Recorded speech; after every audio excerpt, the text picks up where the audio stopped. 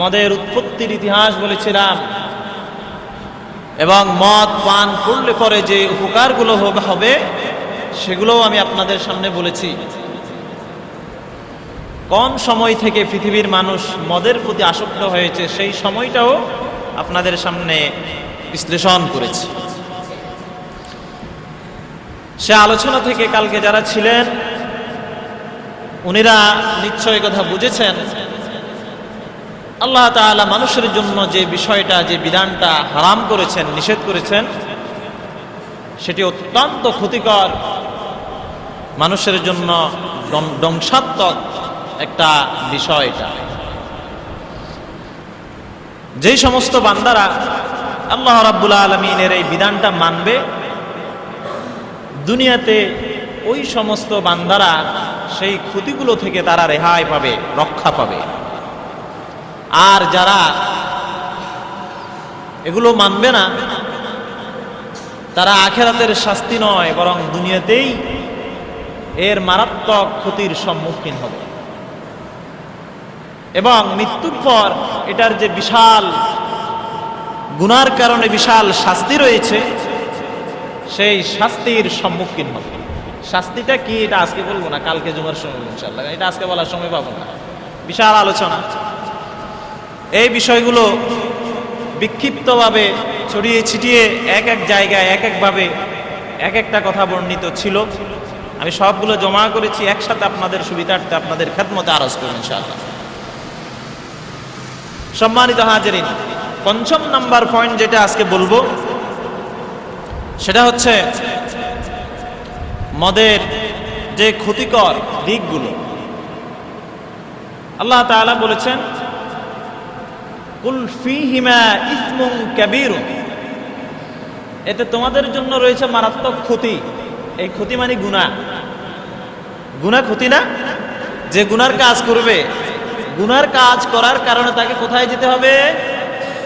সকলে বলেন, জাহান্নামে যেতে হবে। তাহলে এটা ক্ষতি।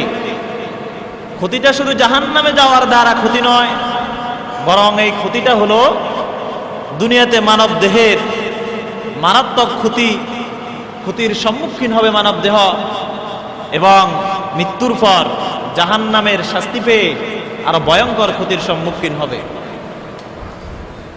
আমরা মনোযোগ সহকারে এই বিষয়টা শুনবো ইনশাআল্লাহ। যারা এখানে আছি সকলের উপকারে লাগবে এই বিষয়টা। যারা বাবা হয়েছেন আপনারা আপনাদের সন্তানদেরকে এই ধ্বংসাত্মক ক্ষতি সম্পর্কে সতর্ক করবেন। আর যারা দাদা হয়েছেন তারা নাতিদেরকে সতর্ক করবেন। যারা এখনো যুবক তারা নিজেরা সতর্ক হবেন, কারণ বৃদ্ধ বয়সে মানুষ এই মদের কাছে তেমন একটা যায় না। অধিকাংশ সময় যুবক বয়সেই এই মারাত্মক ক্ষতিলীলার সম্মুখীন হয় মানুষ। সম্মানিত হাজিরিন, আজকে পঞ্চম নাম্বার পয়েন্ট যেটা এখানে মদের অপকারিতা, মদের যে ক্ষতি, চিকিৎসা বিজ্ঞানীরা মদের 7টা ক্ষতির সরাসরি উল্লেখ করেছেন। যে ক্ষতিগুলো হবে সেখানে 7টার কথা সরাসরি মানব দেহের জন্য, এটা মানব দেহ এই 7টা ক্ষতিতে সরাসরি আক্রান্ত হবে। এই 7টা ক্ষতির 1 নাম্বার ক্ষতি হলো লিভার সিরোসিস। 1 নাম্বার কি? Liver cirrhosis. লিভার সিরোসিস বুঝেন? লিভার সিরোসিস হচ্ছে এমন একটা রোগ যেটা আমাদের যে লিভার, কলিজা, আমরা কলিজা হিসেবেই তো চিনি। কলিজা, গরুর কলিজা, ছাগলের কলিজা, মোরগের কলিজা, তা আমরা অনেকেই খুব মজা করে খাই, ঠিক না? এটা লিভার। প্রত্যেকটা প্রাণীর এই লিভারটা আছে, এই কলিজাটা আছে। এই কলিজা আল্লাহ তাআলার পক্ষ থেকে মানব জাতির জন্য এমন একটা সৃষ্টি, মানব দেহের এমন একটা অংশ যে অংশ ছাড়া মানুষের জীবন কল্পনা করা যায় না। সুবহানাল্লাহ। চিকিৎসা বিজ্ঞানীরা বলেন আল্লাহ রাব্বুল আলামিন মানব জাতির দেহের মধ্যে, মানব জাতির ভিতরে যে কলিজাটা দিয়েছেন, যে লিভারটা দিয়েছেন, এই লিভারের কাজ হলো, এই লিভারটা, এই কলিজাটা মানুষের দেহের যে রক্তগুলো আছে এই রক্তগুলোকে সঞ্চালন করে, সব রক্তগুলো, সমস্ত রক্তগুলো একসাথ হয়ে যখন লিভারের কাছে আসে, লিভার এটাকে এভাবে পাম্প করে, এভাবে পাম্প করে। পাম্প করার সাথে সাথে রক্তগুলো লিভারের সাথে যতগুলো নার্ভ আছে, যতগুলো রগ আছে, মানব দেহের যতগুলো সেল আছে, যতগুলো রগ যত জায়গায় আছে, সবগুলা সেলের মধ্যে, সবগুলা নার্ভের মধ্যে মুহূর্তের মধ্যে লিভারটা রক্ত সঞ্চালন করাই দেয়। মুহূর্তের মধ্যে রক্ত ছড়িয়ে পড়ে। এভাবে এভাবে যে করে, আমি তো এভাবে দেখাচ্ছি, এটি এভাবে যে করে, এখানে হাত দেন, দুপ দুপ দুপ দুপ করে না, এটা লিভার সিরোসিস। লিভার এটা পাম্প। এই পাম্পটা দৈনিক কতবার হয় জানেন? 10 লক্ষ বার। কতবার? এটা কি আমার কথা? বিবিসির সংবাদে এটা প্রকাশিত হয়েছে। বিবিসি হচ্ছে ইউকে, ইউনাইটেড কিংডম, যুক্তরাজ্য ভিত্তিক তাদের গণমাধ্যম। সারা বিশ্বে এটার খবর প্রচার করে, সারা বিশ্বের প্রত্যেকটা দেশে তাদের আছে। বিবিসি, সিএনএন, আল জাজিরা, এই সমস্ত সংবাদ মাধ্যম, এগুলো হচ্ছে ইন্টারন্যাশনাল সংবাদ মাধ্যম, আন্তর্জাতিক, দেশভিত্তিক। আমাদের দেশভিত্তিক সংবাদ মাধ্যম আছে BTV, ATN Bangla, NTV, channel I, সময় সংবাদ। এটা হচ্ছে বিবিসি, আল জাজিরা এবং সিএনএন, এই সমস্ত সংবাদ মাধ্যমগুলো এটা আন্তর্জাতিক খবর প্রচার করে সব সারা বিশ্বে। তারা সংবাদ প্রচার করেছে যে মানব দেহের যে লিভার, এটা দৈনিক 10 লক্ষ বার এভাবে পাম্প করে, আর 2000 লিটার রক্তকে দৈনিক সারা শরীরে আপ ডাউন করায়। কত হাজার? 2000 লিটার। আপনি বললেন 2000 লিটার রক্ত আমার শরীরে আছে? না, মানুষের শরীরে সর্বোচ্চ 7 থেকে 8 কেজি রক্ত আছে। কয় কেজি? 7 থেকে 8 কেজি। রক্ত ছাড়া তো আমাদের শরীর অচল, আমরা চলতে পারবো না। রক্ত ছাড়া কি কোনো পানি চলতে পারবে? সকলের চলার জন্য, বাঁচার জন্য রক্তের প্রয়োজন। এখন এই যে পাম্পটা করে, পাম্প প্রত্যেকবার যতগুলো রক্ত আসে এবং যতগুলো রক্ত বাহির হয়, এগুলো একসাথ করলে যত রক্ত হতো ওইটার ওজন হতো 2000 লিটার। কথা বুঝছেন? এটা কি এমনি এমনিতে সম্ভব? কার হুকুম হচ্ছে? সুবহানাল্লাহি বিহামদি। মানুষের দ্বারা এরকম একটা যন্ত্র আবিষ্কার করা কখনোই সম্ভব হতো? আল্লাহ রাব্বুল আলামিন মানব জাতির জন্য মদ পান করাকে হারাম করেছেন। আল্লাহর যে বান্দা আল্লাহ রাব্বুল আলামিনের এই বিধানকে লঙ্ঘন করবে, আল্লাহর এই বাণীকে যারা অস্বীকার করবে, যারা মানবে না, আল্লাহ রাব্বুল আলামিন ওই সমস্ত বান্দাদের উপর দুনিয়ার যে ক্ষতি চাপিয়ে দিবেন। সেই ক্ষতিটা হলো সেই বান্দার দেহের মধ্যে তার শরীরের যে অঙ্গটা সবচেয়ে গুরুত্বপূর্ণ, যেই অঙ্গ ছাড়া মানুষের জীবন কখনো কল্পনা করা যায় না, সেটির নাম হলো লিভার। আর যে ব্যক্তি আল্লাহর এই বিধানকে লঙ্ঘন করবে, আল্লাহ রাব্বুল আলামিন লিভার সিরোসিসের মতো ভয়ঙ্কর রোগ দিয়ে তাকে দুনিয়া থেকে ধ্বংস করে দিবে। লিভার সিরোসিস হচ্ছে লিভারের শুকিয়ে যাওয়া, লিভার শুকিয়ে ছোট হয়ে যাওয়া। এটা যদি শুকিয়ে ছোট হয়ে যায় আর সঠিক মতো রক্ত সঞ্চালন করতে না পারে, তাহলে মানুষ বাঁচবে? আমাদের আশপাশে কত মানুষ তো মারা যায় লিভার ক্যান্সারে। বিভিন্ন কারণে এটা হতে পারে, এই বিভিন্ন কারণের মধ্যে একটা হচ্ছে মদ পান, লিভার সিরোসিস।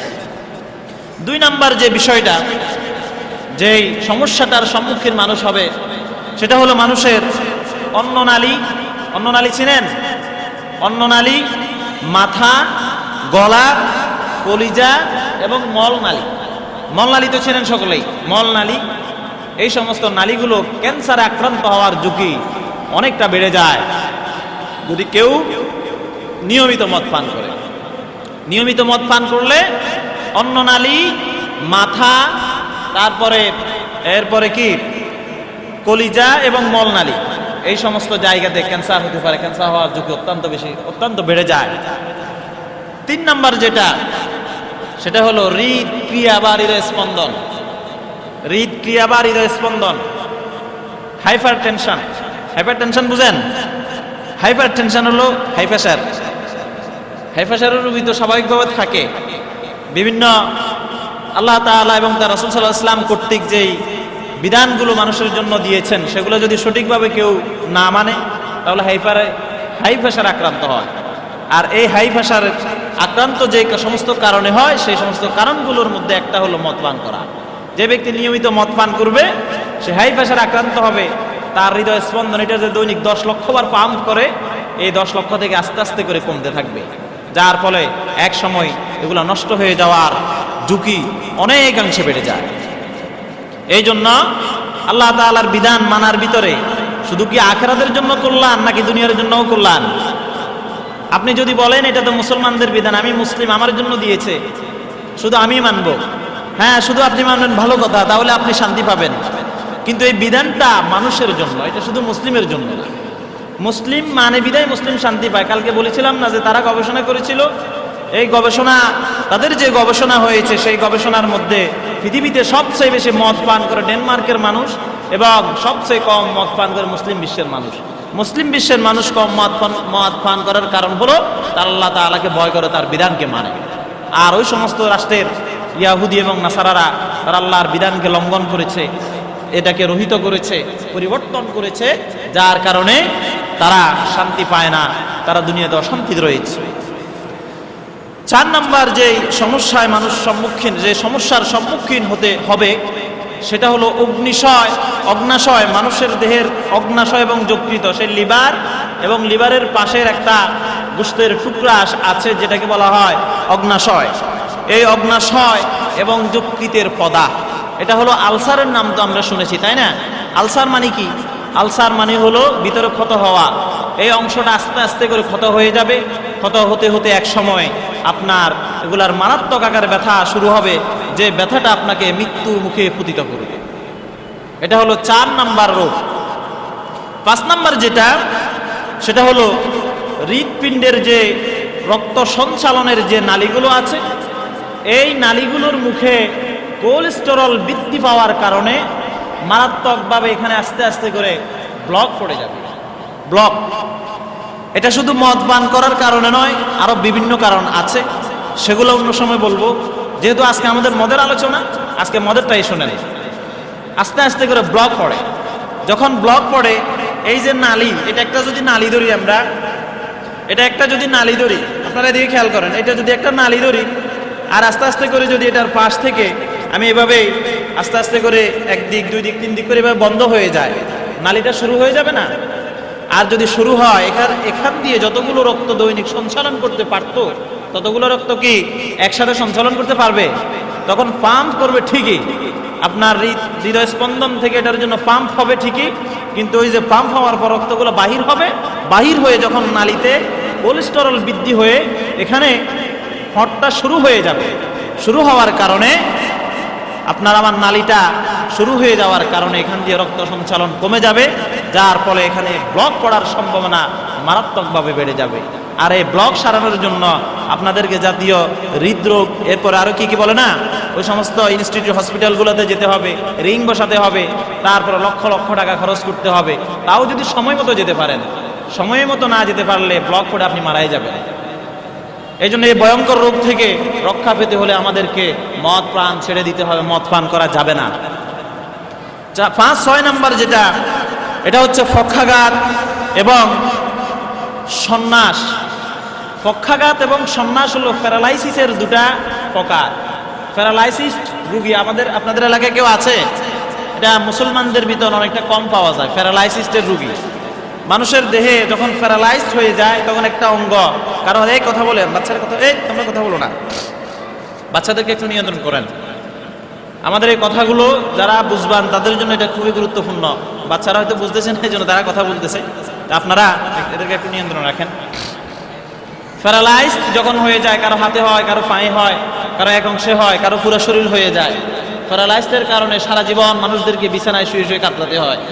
আর এই প্যারালাইজডের অন্যতম একটা কারণ হলো, যে কারণে প্যারালাইজড হয় সেই কারণগুলোর মধ্যে একটা অন্যতম কারণ হলো মদ পান করা। যারা প্রতিনিয়ত মদ পানে আসক্ত তাদের প্যারালাইজড হওয়ার ঝুঁকি অনেকাংশে বেড়ে যায়। 6 নাম্বার যেটা, 7 নাম্বার যেটা, সেটা হলো স্নায়ু এবং মস্তিষ্কের যাবতীয় রোগ। স্নায়ু চিনেন? স্নায়ু, মানবদেহের স্নায়ু কাকে বলে? স্নায়ু হলো আমার এই ত্বক, এই ত্বকের ভিতরে আপনারা, এটার বিজ্ঞান এটাকে অনেকভাবে ব্যাখ্যা করেছে, বিশ্লেষণ করেছে। এটা নিয়ে বললে একটা আলোচনা এখানে করা যায়, কিন্তু যেহেতু আজকে আমাদের সময় সীমিত, বিষয়টা মদ, সেজন্য মদের সাথে যেটা রিলেটেড সেটাই এনেছি আমি। স্নায়ু হলো আমাদের চামড়া, এই যে উপরে ত্বক, এই ত্বকের ভিতরে অসংখ্য অগণিত সেল, নার্ভ, চিকন চিকন সুতার মতো চিকন চিকন নার্ভ দিয়ে আল্লাহ রাব্বুল আলামিন আপনার আমার এই দেহটাকে সাজিয়েছেন, এই দেহটাকে জীবিত রেখেছেন।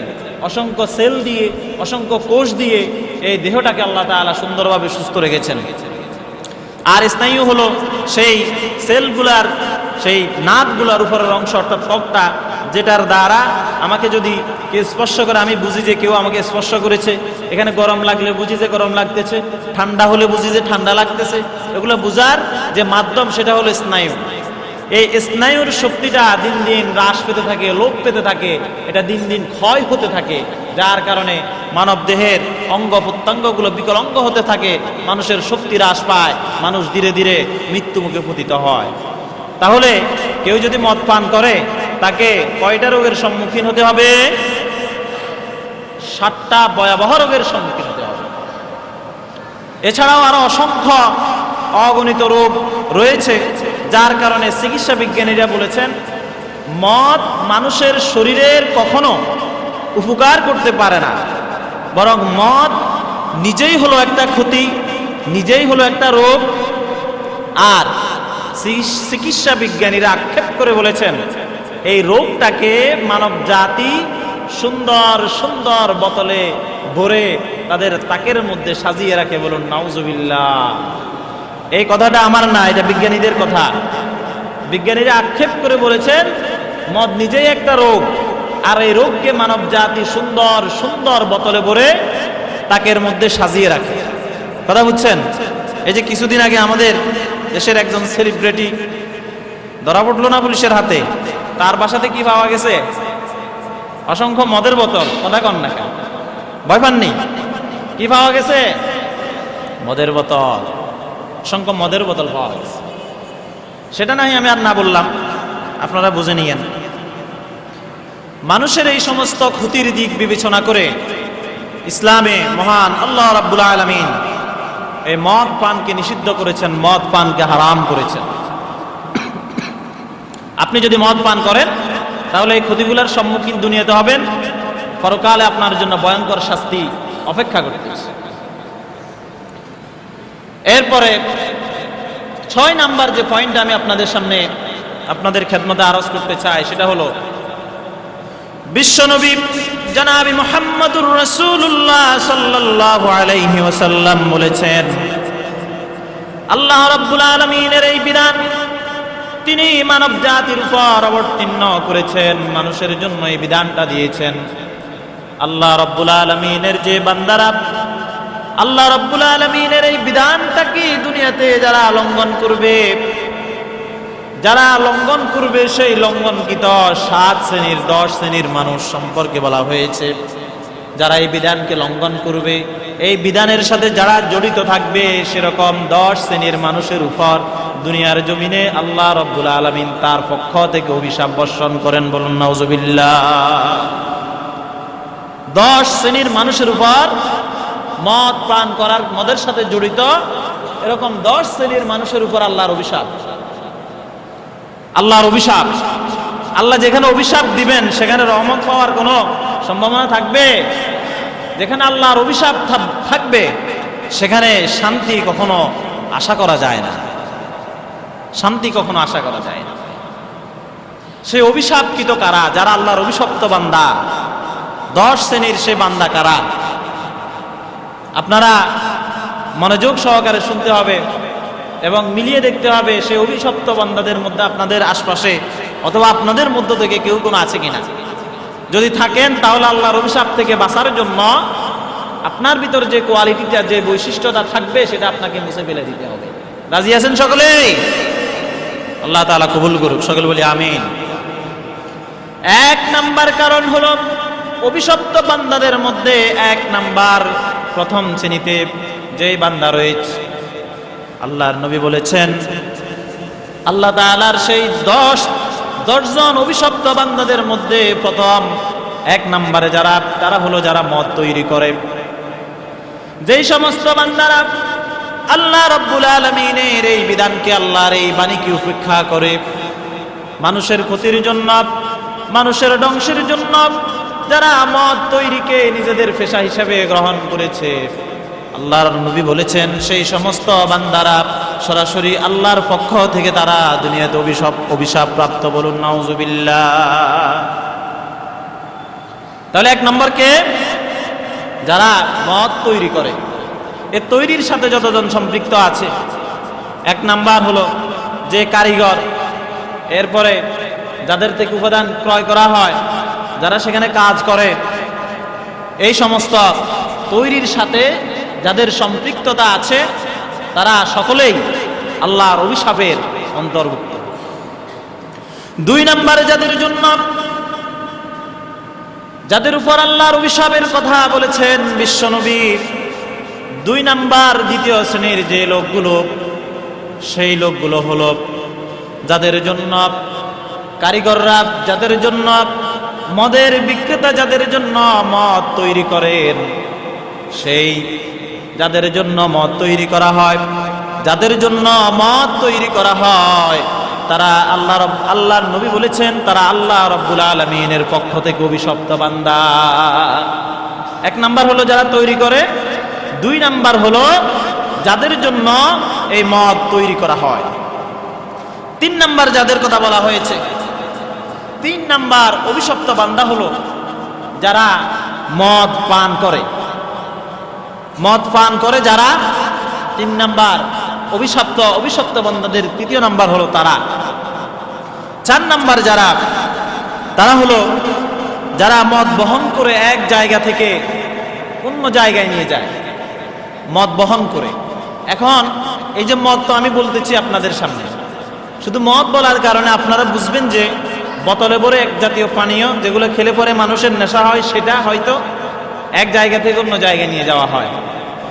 যারা দুনিয়ার খোঁজখবর রাখেন, খেয়াল রাখেন, নিয়মিত পত্রিকা পড়েন, সংবাদ দেখেন, খবর দেখেন, তারা নিশ্চয় লক্ষ্য করেছেন যে আমাদের সাইবার ক্রাইম নামক কিছু সংবাদ প্রচারিত হয়, এরপরে জাতীয় এবং ব্যক্তিগত চ্যানেলগুলোতে যেই সমস্ত নিউজগুলো প্রচারিত হয়, সেই খবরগুলো যারা দেখেন, কিছুদিন আগে আমি দেখলাম একজন ব্যবসায়ী, যারা নেশাজাতীয় দ্রব্য এদিক সেদিক নিয়ে যায়, একজনে কি করলো, পলিথিনের মধ্যে ইয়েবার ট্যাবলেটকে সে ভরে এটাকে খেয়ে পেটের মধ্যে করে আরেক জায়গায় নিয়ে গেল। ঘটনাক্রমে সেই ব্যক্তি ধরা পড়লো পুলিশের হাতে। তখন পুলিশ ওই ব্যক্তি থেকে এটা উদ্ধার করলো অপারেশন করে। তখন তাকে জিজ্ঞেস করা হলো, তুমি এতগুলো ইয়েবার ট্যাবলেট একসাথে পেটে কেন ঢুকাইছো? বলো পুলিশের হাতে ধরা পড়বো করে। তো আচ্ছা ঠিক আছে, ভালো কথা, পুলিশের হাতে ধরা পড়বে না, পেটে ঢুকাইছো, তো এগুলো বাহির করো কিভাবে? তখন সে বলল, আমি কোনো খোলা জায়গায় বসে একটু জোর করে আমি টয়লেট করি, সেখান থেকে এগুলো বাহির হয়। এখন এগুলো আপনার পেটে, যখন আপনার পেটে ঢুকানোর আগে ইয়াবা ট্যাবলেট ছিল, কিন্তু এগুলো যখন বাহির করলেন পিছনের রাস্তা দিয়ে, তখন কি হয়ে গেল? কথা বলেন না, কি হয়ে গেল? পায়খানা হয়ে গেল। এখন যারা এগুলো খায় তারা কি ইয়াবা খাচ্ছে না পায়খানা খাচ্ছে? তুমি, আপনি তো কুকুরের থেকেও খারাপ। কুকুর তো এগুলো দেখে শুঙি সে চলে যেত যে এত বিষাক্ত পায়খানা আমি খাই না। যারা এগুলো খাচ্ছে তারা তো কুকুরের থেকেও খারাপ, সে পায়খানা খাচ্ছে। মদের একটা প্রকার হলো ইয়াবা, এরপরে ফেনসিডিল। তারপরে আমি 2016 সালের কথা বলতেছি, আমাদের আলিম পরীক্ষা শেষ হওয়ার পরে আমরা মাদ্রাসার হোস্টেল থেকে আমাদেরকে পরীক্ষা শেষ হইলে সিট কেটে দেই। তো আমরা পাশের একটা মেস উঠছি, সোনাপুরের পাশে। ওখানকার স্থানীয় ছেলে যারা, স্থানীয় পোলামাইন, সেগুলোর মধ্যে একটাকে আজকে দেখেছি আসার সময় মোটরসাইকেল করে যাচ্ছে, দত্তেরহাট বাজারে দেখলাম। তাদের একটা সংঘবদ্ধ দল ছিল, এরা আশপাশের ম্যাচগুলোকে স্থানীয়তার প্রভাব দেখিয়ে তারা সেখানে এসে তাদের প্রয়োজনীয় কাজকর্ম করত। তো প্রয়োজনীয় কাজকর্মগুলোর মধ্যে অন্যতম ছিল নেশা করা। এখন আমাদেরকে ভয়ভীতি দেখিয়ে তারা বিকেলবেলা এসে যে কোনো একটা রুম নিয়ে সেখানে বসে তারা নেশা করছে।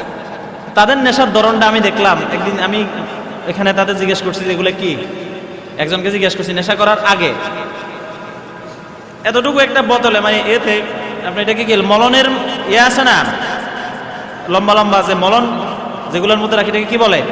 মলনের প্যাকেট, মলনের মতো, বা আপনার সুপার গ্লু আছে না, সুপার গ্লু, ওই জাতীয় ওই রকম একটা ছোট বাক্স, সেটার ভিতরে লাসা জাতীয় একটা মেটাল, একটা পদার্থ, এগুলোকে ছোট ছোট পলিথিন নিয়ে আসে। পলিথিন,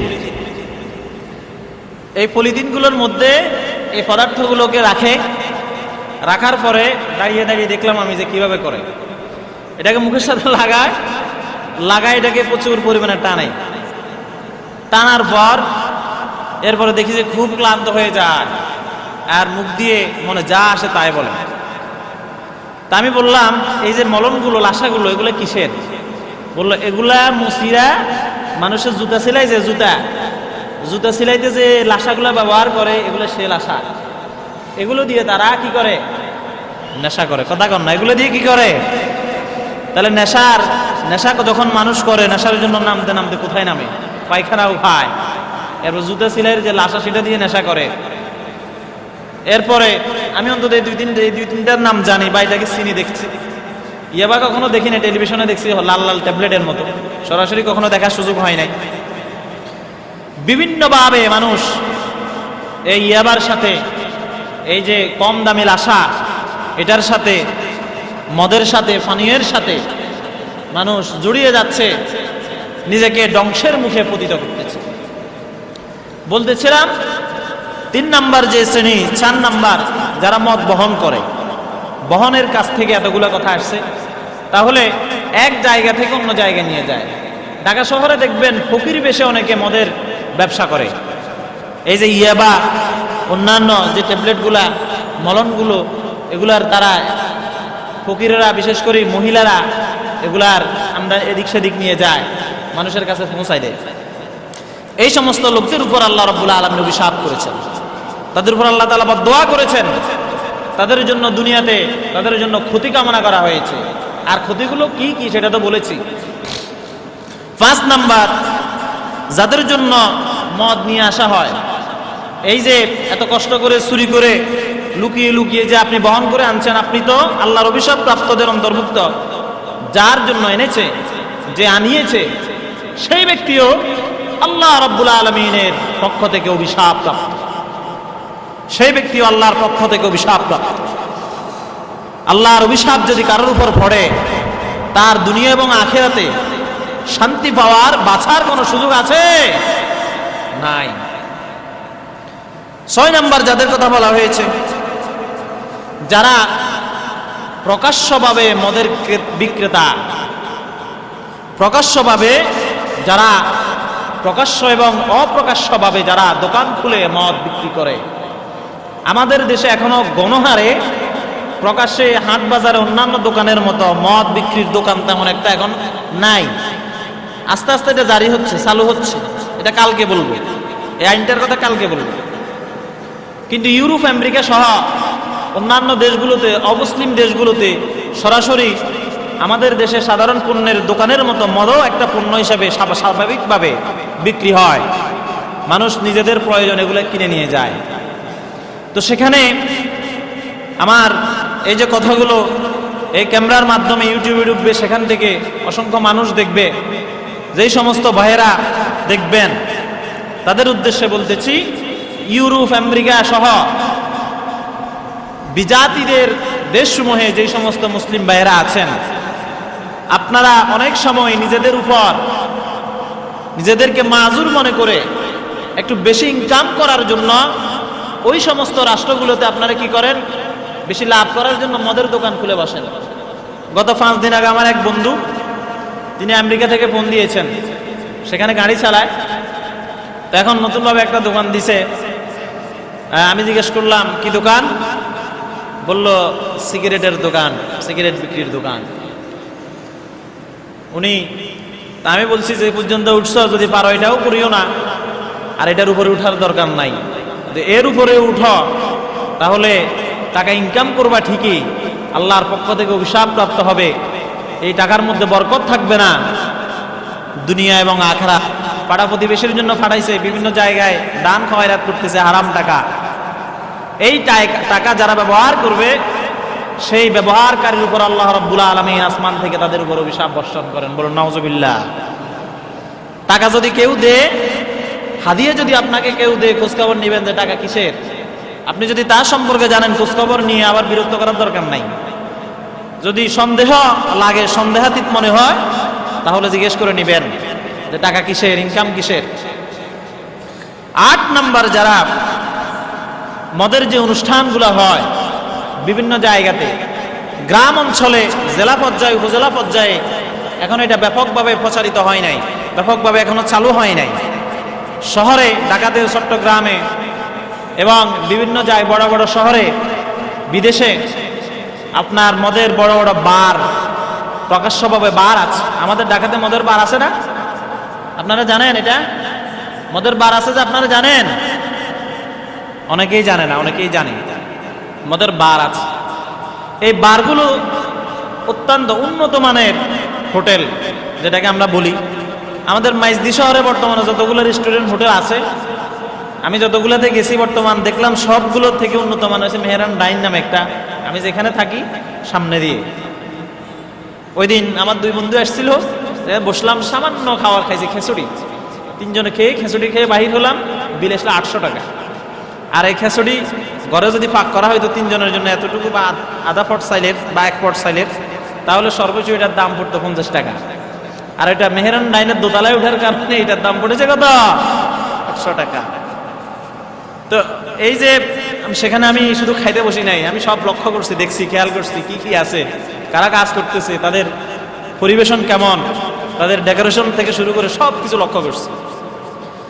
তো এটা আমার যেটা আপনাদেরকে বলার দরকার, সেটা হলো সেখানে যারা চাকরি করে, ভয় এই ভয়গুলো এক একটা গ্রাজুয়েশন কমপ্লিট করা, অনার্স মাস্টার্স পাস করা, অনার্স মাস্টার্স পাস করা, এবং তাদের রুচিবোধ অত্যন্ত সুন্দর, তাদের ব্যবহার খুবই মার্জিত। এই সমস্ত লোকগুলো এখানে চাকরি করতেছে। ঢাকা শহরের যে মদের বারগুলো আছে, চট্টগ্রামে যে মদের বারগুলো আছে, সেগুলোতে ওখানে হাই কোয়ালিটি সম্পূর্ণ, যে সমস্ত দেখতে নাদুস নুদুস সুন্দর, অত্যন্ত রুচিবোধ জাগ্রত হয় যাদের দেখলে, এবং খুবই আধুনিকতা অবলম্বন করে গ্রাজুয়েশন কমপ্লিট করা শ্রেণীর ছেলেরা ওই সমস্ত বারগুলোতে চাকরি করে। উঁচু উঁচু বেতনের, 30, 40, 50 হাজারও কেউ কেউ বেতন পায়, এরকম অনেক বেতন পায়, 20,000ও পায়। যে যেভাবে পায়, যেভাবে ম্যানেজ করে নিতে পেরেছে। তো সেখানে এদের কাজ কি? কাস্টমার যখন আসবে তাদেরকে মদ সার্ভ করা, পরিবেশন করা। তাদেরকে কি করা? মদ পরিবেশন করা। আমার এক মাইজদিদি যেখানে থাকি, আগে যে মেসে থাকতাম, আমার এক রুমমেট ছিলেন প্রযুক্তি ইউনিভার্সিটির স্টুডেন্ট। ঘটনাক্রমে একদিন তিনি বললেন তাদের ভার্সিটিতে একটা কনসার্ট হয়েছিল, সেই কনসার্টের যে নায়িকা এসছে, ন্যান্সি নাম, সম্ভবত ন্যান্সি হবে, এরকম একটা নাম। তো সেখানে ওই দিন ভার্সিটির সমস্ত স্টুডেন্টরা একসাথে বসে, তারা কনসার্টের পরে সকলেই বিশাল হলরুম, সেই হলরুমের ভিতর বসে তারা মদের আয়োজন করেছে, মদ পান করেছে, মদের আয়োজন করেছে, মদ পান করেছে। চেয়ারম্যান সাহেব, আলহামদুলিল্লাহ, আমাদের 5 দিনব্যাপী তাফসিরুল কোরআন মাহফিলের সম্মানিত সভাপতি, অত্র ইউনিয়নের সাবেক চেয়ারম্যান, আমাদের মসজিদের সম্মানিত সভাপতি জনাব নুরুল আমিন রুমি ভাই, তিনি আমাদের মাঝে এসে উপস্থিত হয়েছেন। আমরা সকলে বলছি আলহামদুলিল্লাহ। বলতেছিলাম, যারা এগুলো পরিবেশন করে, ওই সমস্ত বারগুলোতে যারা চাকরি করে, তাদের কাজ হলো মদ পরিবেশন করা, কাস্টমারের কাছে নিয়ে যাওয়া। এই যারা পরিবেশনের সাথে জড়িত আছে, তাদের উপর আল্লাহ তাআলার অভিশাপ, আল্লাহর পক্ষ থেকে তাদের উপর গজব। 9 নম্বর যেটা, সেটা হলো যেই সমস্ত ক্রেতারা নিজেদের জন্য দোকানদারের কাছ থেকে মদ ক্রয় করে নিয়ে আসে, তারা 9 নম্বর কারা? যেই সমস্ত ক্রেতারা দোকানদারের কাছ থেকে নিজেদের জন্য মদ ক্রয় করে আনে, তাদের উপর আল্লাহ তাআলার অভিশাপ। কে বলেছেন? আল্লাহ রসুল বলেছেন। 10 নম্বরে হলো যারা অন্যের জন্য মদ ক্রয় করে আনে, অন্যের জন্য। এটা কেমন হতে পারে? এটা হলো বিশেষ করে যারা মদ খায়, হাই কোয়ালিটির, হাই লেভেলের যারা ব্যক্তি, তাদের যে ফিএস থাকে, কর্মচারী থাকে, বডিগার্ড থাকে, তাদের কথা বিশেষ করে এখানে বলা হচ্ছে। কারণ ওই ব্যক্তির জন্য তো আর আপনাকে পাঠাবে না, তার অধীনে যে কাজ করে, চাকরি করে, তাকেই তো পাঠাবে, তাই না? ওই সমস্ত লোক, ওই সমস্ত ভাই যারা আছেন তারাও খেয়াল করে শুনুন, আপনার বস যদি মদখোর হয়, আপনার এই বসের অধীনে চাকরি করে যে টাকা আপনি রোজগার করবেন সেটা, এবং এই টাকা আপনি বাড়িতে পাঠাবেন, আপনার সন্তান খাবে, মাতা পিতা খাবে, আপনার আত্মীয় স্বজন খাবে, আপনি খাবেন, সকলের উপর আল্লাহর অভিশাপ, আল্লাহর লানত বলেছেন মুহাম্মদুর রাসূলুল্লাহ সাল্লাল্লাহু আলাইহি ওয়াসাল্লাম। তাহলে মদ পান করার ফলে মানুষ ভয়ঙ্কর 7টা রোগে আক্রান্ত হতে পারে। এটা আমাদের আজকের 5 নম্বর পয়েন্ট ছিল। 6 নম্বর পয়েন্ট ছিল মদের সাথে জড়িত 10 শ্রেণীর লোকের উপর আল্লাহ তাআলার অভিশাপ। এরপরে 7 নম্বর পয়েন্ট যেটা বলবো সেটা হলো মদ সম্পর্কে ইসলাম কি বলে। এতক্ষণ তো বিজ্ঞানের কথা বলেছি, ডাক্তারের কথা বলেছি, ইতিহাসের কথা বলেছি, রাসূলের কথা বলেছি, এখন সরাসরি মদের বিধান, ইসলামে মদের বিধানটা কি, এটা তো আমার মুখে হারাম এটা বললে হবে না, দলিল লাগবে না। আমি যদি বলি মদ খাওয়া হারাম, আপনারা বলেন হুজুর কোনায় হেছেন হারাম, দলিল দেন, কোরআন থেকে কোন, হাদিস থেকে কোন। হ্যাঁ বলতেছি, মদ সম্পর্কে ইসলামের বিধান, ইসলামের বিধান কি, মদ খেলে পরে আল্লাহ তাআলার পক্ষ থেকে এটার যে হুকুমটা কি, সেই বিষয়টা আমাদেরকে লক্ষ্য করতে হবে। কোরআনুল কারীমে রব্বুল আলামিন বলেন সূরাতুল মাইদার 91 নম্বর আয়াতে আল্লাহ রব্বুল আলামিন বলেছেন, ইয়া আইয়ুহাল্লাযীনা আমানু ইন্নামাল খামরু ওয়াল মাইসিরু ওয়াল আনসাবু ওয়াল আজলামু রিজসুম মিন আমালিশ শাইতানি ফাজতানিবুহু লাআল্লাকুম তুফলিহুন। ওহে যারা ঈমান এনেছ, তাম দুনিয়ার সমস্ত ঈমানদাররা, সমস্ত ঈমানদারগণ কান খাড়া করে শুনে রাখুন, আল্লাহ রাব্বুল আলামিন আপনাদেরকে ইঙ্গিত করে উদ্দেশ্য করে বলেছেন, এখানে আমরা যারা আছি আমরা তো সবাই ঈমানদার, ঠিক নয় কি? আমরা সবাই ঈমানদার, আল্লাহর উপর ঈমান এনেছি। কেউ হয়তো আমল কম করি, কেউ বেশি করি, কিন্তু সকলেই তো বিশ্বাস করি আল্লাহ তাআলা একজন এবং তার নবী মুহাম্মদুর রাসূলুল্লাহ সাল্লাল্লাহু আলাইহি ওয়াসাল্লাম তার রাসূল। একথা তো সকলে বিশ্বাস করি। কেউ হয়তো নামাজ কম পড়ি বেশি পড়ি, নফল ইবাদত কম পড়ি বেশি পড়ি, অন্যান্য ইবাদত কেউ কম করি বেশি করি, কিন্তু সকলেই তো ঈমানদার। যেই সমস্ত ব্যক্তিরা ঈমানদার, সব ঈমানদারদেরকে এক করে আল্লাহ রাব্বুল আলামিন কোরআনুল কারীমে ঘোষণা করেছেন, ও ঈমানদাররা, ইন্নামাল খামরু ওয়াল মাইসির, নিশ্চয় মদ এবং জুয়া। এই জুয়ার আধুনিক ভাষা হচ্ছে ক্যাসিনো। আছে না নাই? ক্যাসিনোর কথা শুনছেন আপনারা? অনেক ব্যক্তি জড়িত, খবরদার, হুঁশিয়ার। আল্লাহর পক্ষ থেকে সরাসরি কোরআনের আয়াত, সূরা মায়েদার 91 নম্বর আয়াত, কোরআন খুলে চেক করবেন। ওহে যারা ঈমান এনেছো, তোমরা মদ খাওয়া এবং জুয়া খেলা থেকে বিরত থাকো।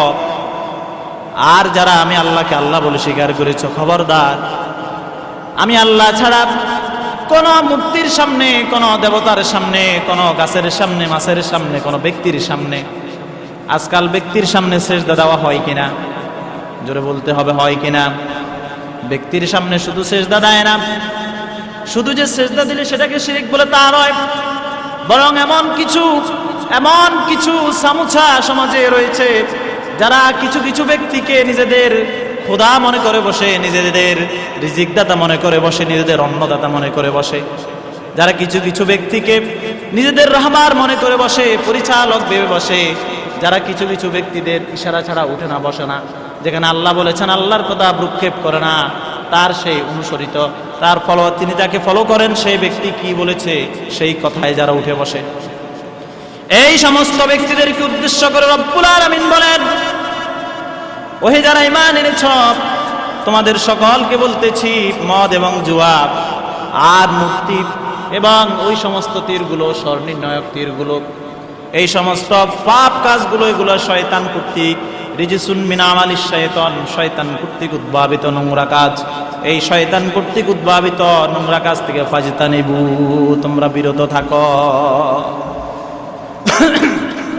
যদি বিরত থাকতে পারো তাহলে লাআল্লাকুম তুফলিহুন, তোমরা সকলেই সফল কাম হয়ে যাবে। যদি বিরত থাকতে পারো কি হবে? সফল কাম হয়ে যাবে। এটা ছাড়া সফলতার কোনো পথ নাই। আপনি মনে করবেন যে আমি কোটিপতি, সফল না। সফলতা আল্লাহর পক্ষ থেকে ঘোষণা হতে হবে আপনার জন্য সফলতা। আর আসল সফলতা তো হলো সেটা, যেটা হলো মৃত্যুর পর যদি ফেরেশতারা আপনাকে জান্নাতের সাথে আপনার কবরের সাথে সংযোগ স্থাপন করে দেয়। আসল সফলতা তো হলো সেই জায়গায়। এই যে আমাদের কালকে মিলিটারি সাহেব মারা গেছেন, মিজান ভাই থেকে শুনলাম ওনার অ্যাকাউন্টে নাকি প্রত্যেক মাসে 1 লক্ষ টাকা জমা হয়, অটোমেটিক জমা হয়। তাহলে উনি তো এখন নাই, যে সম্পদ তিনি রেখে গেছেন সেগুলো থেকে 1 লক্ষ টাকা এখনো জমা হবে না? যদি দুনিয়াতে সফলতার দাবি করে টাকা পয়সার দিক দিয়ে, তাহলে টাকা তো আছে, উনি কই? এখন কি এই দিক থেকে তিনি সফল? কিন্তু হ্যাঁ, তিনি ঠিকই সফল যদি তিনি দুনিয়ার সেই সুযোগটাকে কাজে লাগিয়ে আল্লাহকে রাজি খুশি করে তার পরকালে জান্নাতটা নিশ্চিত করতে পারে, তাহলে তিনি সফল। সফলতার এই বিষয়টা আমাদেরকে মনে রাখতে হবে।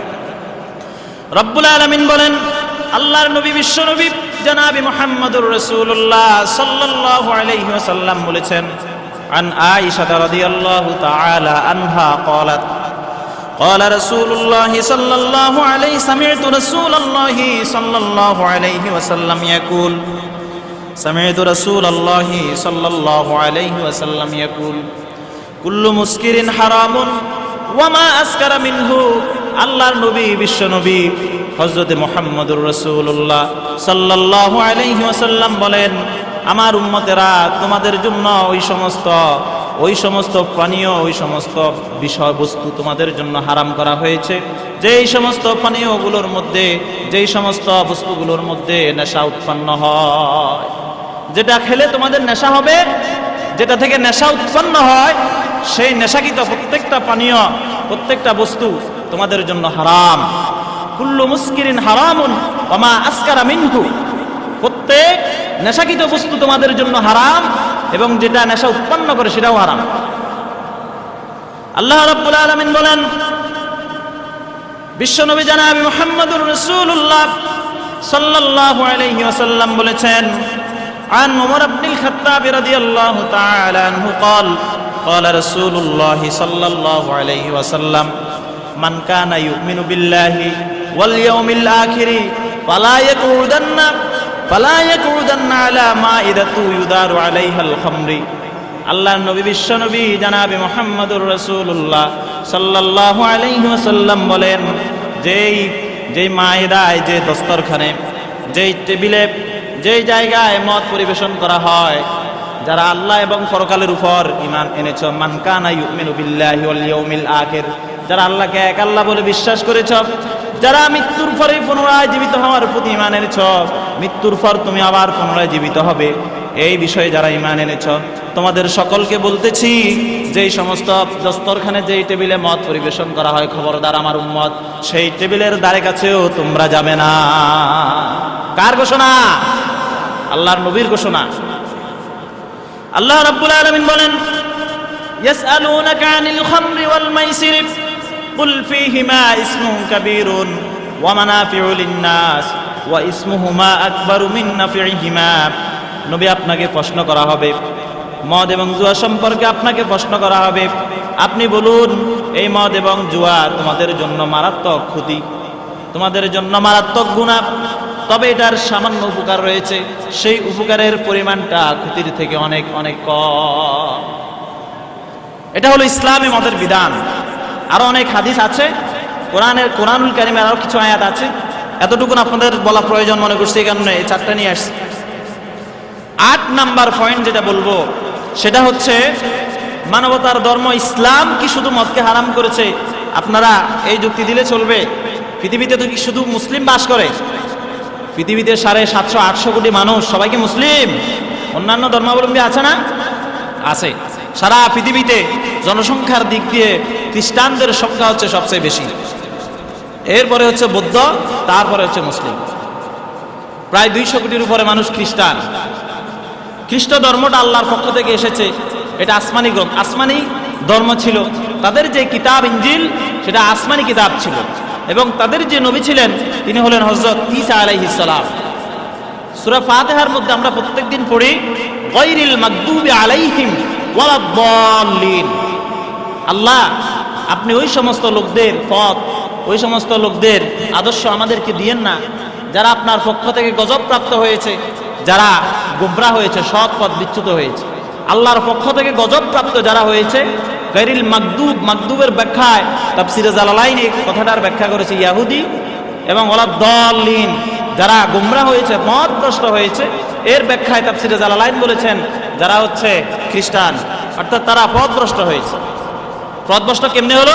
তারা হযরত মরিয়ম আলাইহিস সালাতু ওয়াস সালামকে আল্লাহর স্ত্রী বানিয়েছে, বলুন নাউজুবিল্লাহ।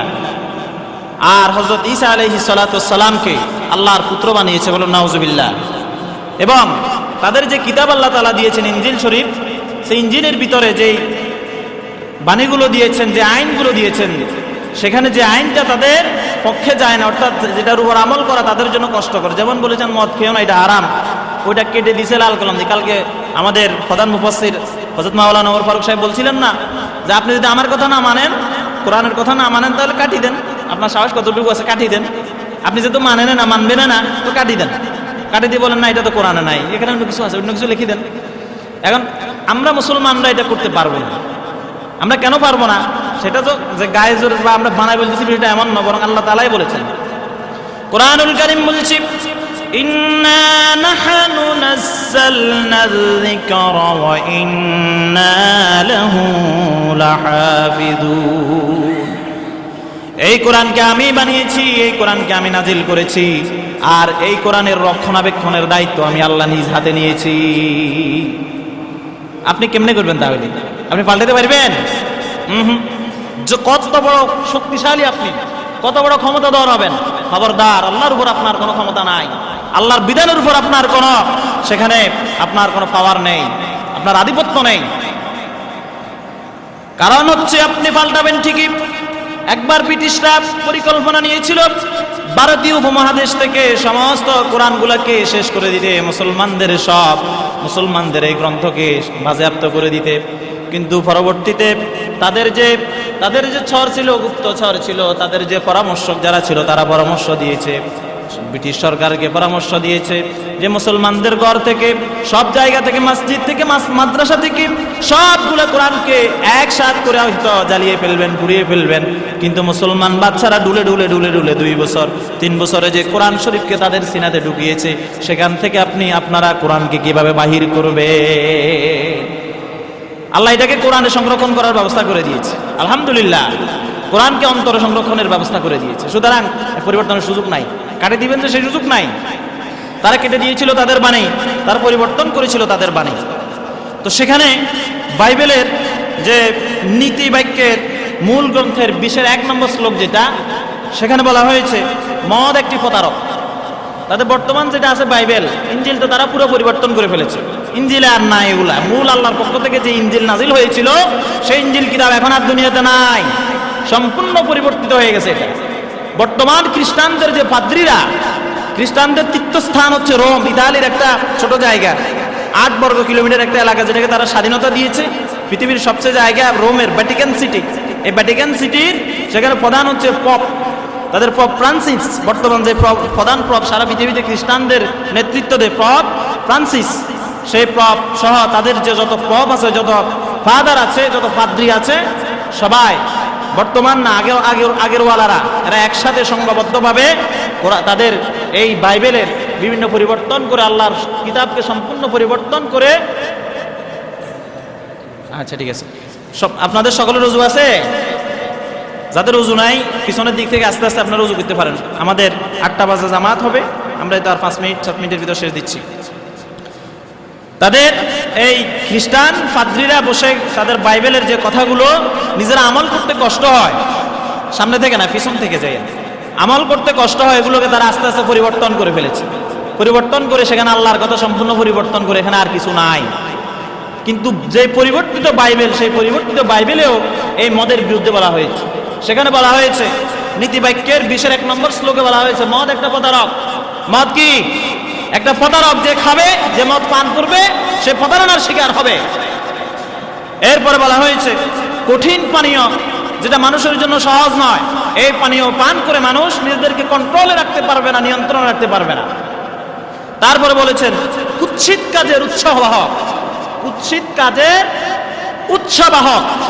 কুৎসিত মানে হচ্ছে খারাপ কাজের, যেটা মানুষের স্বাভাবিক চিন্তার বাহিরে, যে কাজগুলো সমাজ কখনো অ্যাকসেপ্ট করে না, গ্রহণ করে না, সেই ভালো কাজের বিপরীতে মদ আপনাকে পান করার পর আপনাকে মন্দ কাজের প্রতি উৎসাহিত করবে। তারপরে বলা হয়েছে এটা যে যে ব্যক্তি মদে আসক্ত হবে, মদ পানে অভ্যস্ত হবে, সে মূর্খতায় নিমজ্জিত হবে। যে ব্যক্তি মদ পানে আসক্ত হবে সে কিসে নিমজ্জিত হবে? মূর্খতায় নিমজ্জিত হবে। এখন আপনাদের কাছে আমার প্রশ্ন, আমার গ্রামের সহজ সরল খেটে খাওয়া সাধারণ মুসলিম যারা, তারা মদ পান করে? অধিকাংশ ক্ষেত্রে এই মদ পানের সাথে জড়িত কারা? আপনারা খেয়াল করুন। আর তাদেরকে মুসলিম ধর্ম এবং খ্রিস্ট ধর্ম, হিন্দু ধর্মের কথা বলতেছি, সেই ধর্মের আলোকে এবং সায়েন্টিস্ট, সারা পৃথিবী বিখ্যাত বিজ্ঞানীরা, ওয়াশিংটন বিশ্ববিদ্যালয়ের বিজ্ঞানীরা তাদেরকে কি বলেছেন, বর্তমান চিকিৎসা বিজ্ঞানীরা তাদেরকে কি বলেছেন, সেগুলোও গতকালকে বলেছিলাম। এই সমস্ত শিক্ষিত নামধারী মূর্খরা যখন জাতির দায়িত্বে আসেন, তখন তারা জাতিকে সঠিক পথে পরিচালিত না করে জাতিকে ভিন্ন পথে প্রবাহিত করে একটা অসভ্য পথের দিকে নিয়ে যায়, যার কারণে তাদের দুনিয়া এবং আখিরাত দুটোই ধ্বংস হয়ে যায়। বলুন ঠিক কিনা? এরপর বলা হয়েছে তাদের এফিসয়াসের গ্রন্থের 5-14 নম্বর নীতি বাক্যে বলা হয়েছে, আর তোমরা মদ পানে আসক্ত হয়েও না। খ্রিস্ট ধর্মে আদেশ করা হয়েছে খবরদার তোমরা মদ পানে আসক্ত হয় না। হিন্দু ধর্মের ঋগ্বেদ গ্রন্থের বিভিন্ন শাখা আছে, সেগুলোর মধ্যে একটা হলো ঋগ্বেদ। এই ঋগ্বেদে কি বলা হয়েছে? ঋগ্বেদের 10:37 এবং 13 নং শ্লোকে বলা হয়েছে যে মদ পান করার পর মদের নেশা পানকারীর উপর স্থান লাভের জন্য লড়াই করতে শুরু করে। মদ পান করার পর যে পান করেছে এই মদগুলো সেই পানকারীর উপর লড়াই করতে শুরু করে, তার উপর প্রভাব বিস্তার করতে শুরু করে। মানেই হচ্ছে, এর ব্যাখ্যায় আবার তারা নিচে দিয়ে বলেছেন যে তাকে খারাপ কাজের দিকে দাবিত করে ফেলে, তাকে জেনার দিকে নিয়ে যায়, তাকে ব্যভিচারের দিকে নিয়ে যায়, তাকে পাপের দিকে নিয়ে যায়, চুরির দিকে নিয়ে যায়, ডাকাতির দিকে নিয়ে যায়, হত্যার দিকে নিয়ে যায়, রাহাজানির দিকে নিয়ে যায়। সুতরাং মদ পান করো না, মদ পান করবা তো তুমি ধ্বংস হয়ে যাবে, তুমি ধ্বংস হয়ে যাবে, তুমি ধ্বংস হয়ে যাবে। তাহলে ইসলামের কথা, কোরআনের কথা, হাদিসের কথা, বেদের কথা, বাইবেলের কথা, সব কথাগুলো মিলছে কিনা?